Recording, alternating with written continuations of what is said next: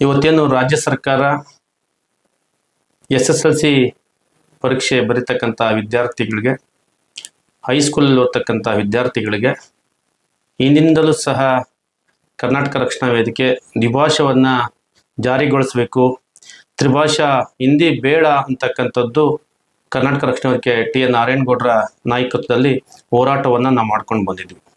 2025 August 14ನೇ ತಾರೀಕು ಅಹೋರಾತ್ರಿ ಧರಣಿಯನ್ನು ಕೂಡ ಬೆಂಗಳೂರಿನ ಫ್ರೀಡಂ ಪಾರ್ಕ್ನಲ್ಲಿ ಮಾಡಿದ್ವಿ. ನಾವು ಸಹ ಕೋಲಾರ ಜಿಲ್ಲಾಧಿಕಾರಿ ಕಚೇರಿಗಳ ಮುಂದೆ ದೊಡ್ಡ ಮಟ್ಟದ ಹೋರಾಟ ಮಾಡಿ ದ್ವಿಭಾಷಾ ಸಾಕು, ನಮಗೆ ಹಿಂದಿ ಬೇಡ ಅಂತಕ್ಕಂಥದ್ದನ್ನು ಹೇಳಿದ್ವಿ. ಇವತ್ತು ರಾಜ್ಯ ಸರ್ಕಾರ, ಮಾನ್ಯ ಮುಖ್ಯಮಂತ್ರಿಗಳು ಮತ್ತು ಶಿಕ್ಷಣ ಸಚಿವರಾದಂಥ ಮಧು ಬಂಗಾರಪ್ಪನವರು ಇವತ್ತು ಅಂಕಗಳನ್ನು ಪರಿಗಣನೆಗೆ ತಗೊಳ್ಳೋದಿಲ್ಲ, ದ್ವಿಭಾಷಾವನ್ನು ಜಾರಿಗೊಳಿಸ್ತೀವಿ ಅಂತಕ್ಕಂಥ ಏನು ಆದೇಶ ಮಾಡಿದ್ದಾರೆ, ಇದನ್ನು ನಾವು ಸ್ವಾಗತ ಮಾಡ್ತೇವೆ. ಕೆಲವರು ಇತ್ತೀಚಿನ ದಿನಗಳಲ್ಲಿ BJPಯ ಕೆಲವರು ನಾಯಕರುಗಳು ಹಿಂದಿನ ನಮ್ಮ ರಾಜ್ಯದಲ್ಲಿ ಯಾಕೆ ತೆಗೆದ್ರು ಅಂತಕ್ಕಂಥ ಪ್ರಶ್ನೆಯನ್ನು ಮಾನ್ಯ ವಿಜೇಂದ್ರ ಅವರು, ಸುರೇಶ್ ಕುಮಾರ್ ಅವರು, ಕೇಂದ್ರ ಸಚಿವರಾದಂಥ ಶೋಭಕ್ ಅವರು ಮತ್ತು ಅಶೋಕ್ ಅವರು ಕೆಲವರೆಲ್ಲ ಮಾತಾಡ್ತಾ ಇದ್ದಾರೆ. ಬಹುತೇಕ ಅವ್ರಿಗೆ ಗೊತ್ತಾಗ್ತಾ ಇಲ್ಲ. ಯಾಕಂತಂದರೆ ಇವತ್ತು ಹಿಂದಿ ಒಂದು ಸಬ್ಜೆಕ್ಟಲ್ಲಿ 2025ರಲ್ಲಿ 1,40,000 ಜನ ವಿದ್ಯಾರ್ಥಿಗಳು ಇವತ್ತು ಫೇಲ್ ಆದರು. ಯಾರ ಭವಿಷ್ಯ ಹಾಳಾಗಿದ್ದು? ಕನ್ನಡಿಗರ ಭವಿಷ್ಯ.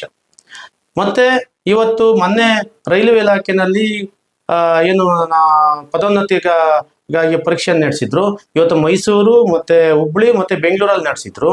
ಅಲ್ಲಿ ಕನ್ನಡ ಸಬ್ಜೆಕ್ಟನ್ನು ತೆಗೆದ್ರು, ಕನ್ನಡದಲ್ಲಿ ಬರೀತಕ್ಕಂಥದ್ದನ್ನು ತೆಗೆದ್ರು. ಅವತ್ತು ಇದೇ BJP ನಾಯಕರು ಹೋರಾಟ ಮಾಡಲಿಲ್ಲ. ಅವತ್ತು ಹೋರಾಟ ಮಾಡಿದ್ದು ಕರ್ನಾಟಕದವರು, ಕರ್ನಾಟಕ ರಕ್ಷಣಾ ವೇದಿಕೆಯವರು ಹೋರಾಟ ಮಾಡಿದ್ರು. ಕನ್ನಡಿಗರಿಗೆ ಕನ್ನಡದಲ್ಲೇ ಅವಕಾಶ ಕೊಡ್ಬೇಕಂತೇಳಿ ನಾವು ಹೋರಾಟ ಮಾಡಿದ್ವಿ. ಆದರೆ BJPಯವರು ಅವತ್ತು ಮಾತಾಡದಿರ್ತಕ್ಕಂಥವ್ರು, ಯಾಕಂದ್ರೆ ಕನ್ನಡಿಗರು ಮತ ಬೇಡಬಹುದು BJPಯವ್ರಿಗೆ. ಯಾಕೆ ಇವತ್ತು ಮಹಾರಾಷ್ಟ್ರದಲ್ಲಿ BJP ಸರ್ಕಾರ ಇದೆ, ಆ ಕಡೆ ಬಿಹಾರದಲ್ಲಿದೆ, ಅವರವ್ರ ರಾಜ್ಯಗಳಲ್ಲಿ ಬೇರೆ ರಾಜ್ಯಗಳಿರ್ತಕ್ಕಂಥ ಭಾಷೆಗಳು ದ್ವಿಭಾಷಾ ಸೂತ್ರನ ಅಳವಡಿಸಿದ್ದಾರೆ. ಅಲ್ಲೋಗಿ ಮಾತಾಡಲಿ, ಅವ್ರಿಗೆ ಹೇಳಿ ಅಲ್ಲಿ ದ್ವಿಭಾಷಾ ಯಾಕೆ ಮಾಡಿದ್ರಿ, ಅಲ್ಲಿ ನಮ್ಮ ಕನ್ನಡ ಭಾಷೆಯನ್ನು ಇವತ್ತು ಮಧ್ಯಪ್ರದೇಶದಲ್ಲಿ ಹೋಗ್ಬಿಟ್ಟು ನಮ್ಮ ಕನ್ನಡ ಭಾಷೆಯನ್ನು ಕಲಿಸ್ಲಿ ಅಂತೇಳಿ BJP ಹೇಳಿ. ನಮಗೆ ಯಾವ ಭಾಷೆ ಮುಖ್ಯನೋ, ನಮ್ಮ ಭಾಷೆ ನನ್ನ ಅನ್ನದ ಭಾಷೆ ಕನ್ನಡ. ಹಾಗಾಗಿ ಪ್ರಥಮ ಆದ್ಯತೆ ಕನ್ನಡ ಭಾಷೆ ಕೊಡಬೇಕು.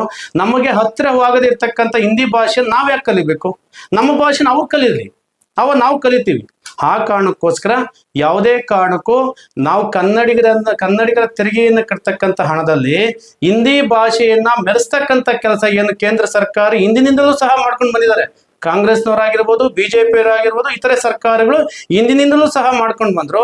ಕರ್ನಾಟಕ ರಕ್ಷಣಾ ವೇದಿಕೆ ಕಳೆದ 25-26 ವರ್ಷಗಳ ನಿರಂತರ ಹೋರಾಟ ಇವತ್ತು ಹಿಂದಿ ದಿವಸ ಏನು ಆಚರಣೆ ಮಾಡ್ತಾ ಇದೆ ಸೆಪ್ಟೆಂಬರ್ 14ನೇ ತಾರೀಕು ಪ್ರತಿ ವರ್ಷ, ಇವತ್ತು ಕದ್ದೋ ಮುಚ್ಚಿ ಕಾಣದ ರೀತಿಯಲ್ಲಿ ಆಚರಣೆ ಮಾಡ್ತಾರೆ. ಯಾಕಂದ್ರೆ FMಗಳು ನೇರ ಪ್ರಸಾರ ಮಾಡ್ತಾ ಇದ್ರು.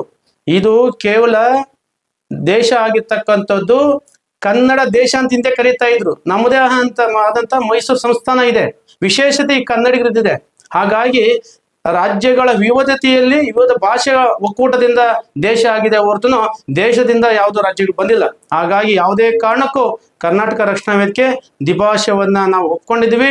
ಅವ್ರೇನು ಕೆಲವರಲ್ಲಿ ವಿರೋಧ ಮಾಡ್ತಾ ಇದ್ದಾರೆ ರಾಜಕಾರಣಿಗಳು, ಇದೇ ರೀತಿ ವಿರೋಧ ಮಾಡ್ಕೊಂಡು ಹೋದ್ರೆ ನಾವು ಕರ್ನಾಟಕ ರಕ್ಷಣಾ ವೇದಿಕೆ ಅವರ ವಿರುದ್ಧ ಸಹ ಹೋರಾಟವನ್ನು ಕೈಗೊಳ್ಳಲಿಕ್ಕೆ ನಾವು ಎಚ್ಚರಿಕೆಯ ಸಂದೇಶವನ್ನು ಕೊಡ್ತಾ ಇದ್ವಿ.